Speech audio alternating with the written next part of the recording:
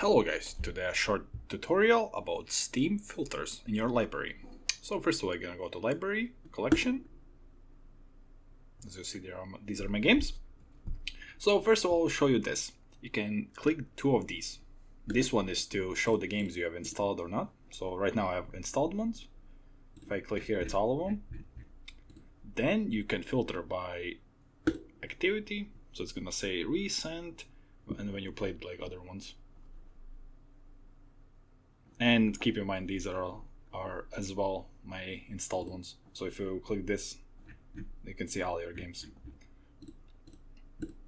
So that's the first one. I usually keep this one. It's better to just see what you installed. And this is the big filter. Click here. You can see everything here. Single player, multiplayer, corporate. So players, player state, languages. If you want a specific language game, hardware support. If you want to play with controllers, Steam Deck support, all these things. Tags, you can like search for tags. Friends, difficulty, adjustable, like basically everything.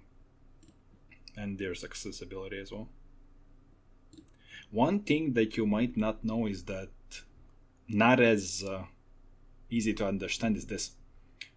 Everything here is good. So for example, unplayed. So if you want to just see what you haven't played and try them, private.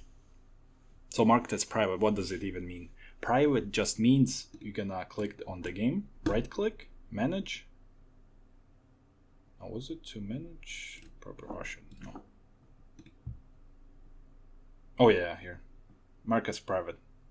And then only if you click this, then it's if you want to see private at once. And then let's say remove it from private. Private basically means you add it to private and no one can see that it's in your library. Obviously you can put your Steam profile private or just private the game so they can see it. Yeah, well, hope this video helped you. See you next one. Bye.